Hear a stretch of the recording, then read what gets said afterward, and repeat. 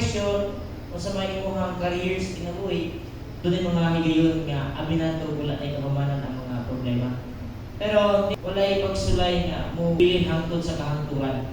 2 Corinthians chapter 4 verse 17 and verse 18. Kung kining gamay o lumalaway nga kalistanan nga among giatos naghatag kanamo labihan kadako ug walay katapusan himaya nga labaw kaayo kaysa mga kalistanan. Kay wala kami magtan-aw sa mga butang nga makita kundi sa mga butang nga dili makita. Kay ang mga butang nga makita dili mulungkad ug dugay apan ang mga butang nga dili makita walay katapusan. Bilang usa ka pastor, usa ka butang nga sigurado pwede na kong maihap sa ministry kanang problema. Siyempre dili mawala ang kalipay, pero to be certain, one thing that we can always count on the ministry, sa family, kanang problem, naagi challenges nga ato bangon. So, kana kuno siya mga part lang sa kinabuhi. Usahay, inig masulbad na sa crisis, na anak nila ay moabot o maka ginawa na kaglalong kay ay salamat. Okay na yun. Pagka ugma, bago na po, lahat na po, o pagaling po kasulban. Usahay, usahay, ang problema external. When we talk about external, sa imong family, ang problema, gikan sa gawas. Inana siya. And sometimes sa church po, ay mga problema nga, gikan sa gawas. Nga musunod siya, ma-entertain sa sunod sa simbahan. Sa ministry na mo, bilang mga pastor-pastor, ay nanakot na yung mga problema, gikan sa gawas, nga makaabot sa amo. And sometimes po, gikan yun na agad sa sulod. Sa family, kung i-relate na sa family, ito na may problema nga internal na agad sa inyong cycle sulod sa pamilya. So, sa church, na ako yung mga threat, na mga trial sa simbahan nga maghatag na itong kahadlok nga usahay, maghatag na sa division sa kongregasyon. Sa family, inanaman po, kung doon yung mga problems, labi na hindi kayo strong ang inyong bonding, doon na hihigayon nga mo threaten siya nga makadivide sa inyong family members na ay uyon kay papa, na ay uyon kay mama, na ay uyon sa kinsay paboran sa uban. Matawag na ito na siya ng mga challenges sa kinabuhi. And sometimes, it's more on personal. Naaging mga problema nga, ikaw lang ang nakabalo og si Lord. Dili mo kayang isulti sa inyong kauban. Not because nga masuko siya, or not because nga kanang sala ito siya, kundi kanang nakita niyo mga basig di niya masabdan.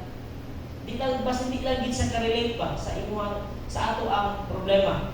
And sometimes yung anak ko, na mga problema sa ministry kasi pastor di niya pwedeng masulti sa uban, hindi na masabtan sa uban. Si pastora na mga problema may anak nga di niya pwedeng isulti sa uban, kaya di ko na mag-gets, di na masabtan sa uban, lahi mo ng perspective.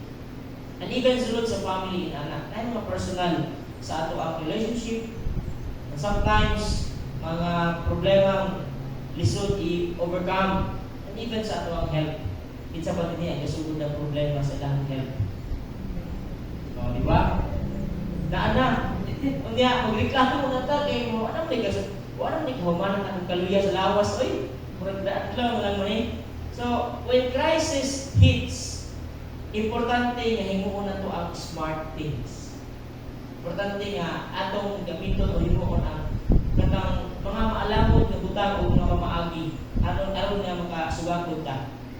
Kung sa atong himuon, ingon pa si Pastor Bong sa amo ang klase atong agi simana, you ask help. Listen to the expert. Maminaw ta sa mga expert. Unya, you make good choices and keep moving forward.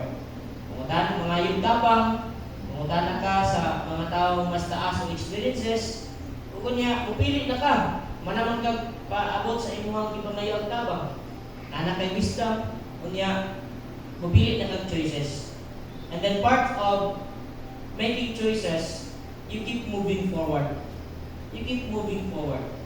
Remembering that at the same time, that problem will pass. So muna ingon si Rick Warren sa iyang libro, No Trial Will Last Forever. Ingon si Peter sa chapter 4 verses 12 sa 1 Peter. Dear friends, don't be surprised at the very trials you are going through, as if something strange were happening. Ayaw ka pala ka nga, murag kalit lang nga karon pa nang nahitabo. No? Nga, naano maging ang problema, naano maging ang presence. Ingon ang Bible nga, ayaw ka tingala. Nga naman, sukad nga ang sala, isulod sa kalibutan, wala na yung perfect na nagahitabo. Nothing has worked perfectly. Everything on this planet is broken. Bisa ng atong weather, no? Di na magkanimaon. Panahon sa tingin muulan. So, wala na perfect. Di na inana kanindot ang mga ekonomiya. Sa mutaas-taas ang sweldo nimo. Pero limahan pa po ng panahon. So, krisis gihapon. Ang atong lawas. Magkalugay, magkahagabok na, magkahuyang. And even ang imong best plans sa kinabuhi. Isabay na ay mga plano din niya, pero wala pa natuman. No? Nothing worked perfectly in this life. Because, yun siya din ha, sin broke everything on earth.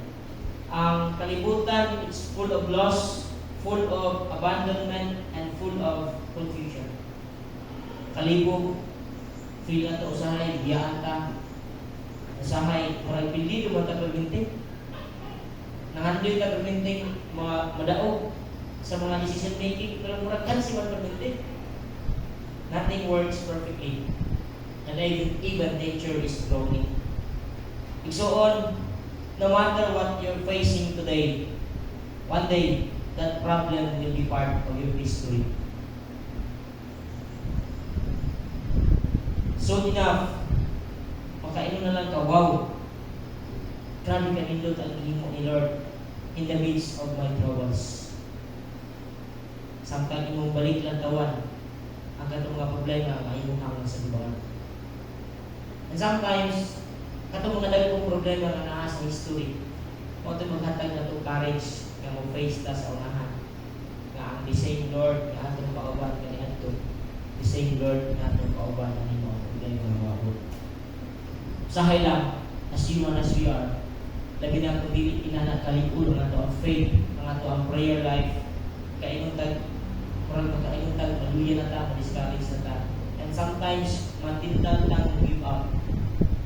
Pero ino din nga, no matter what you are facing today, one day, mahimok na lang na siyang kabahin sa ato ang kagahapon.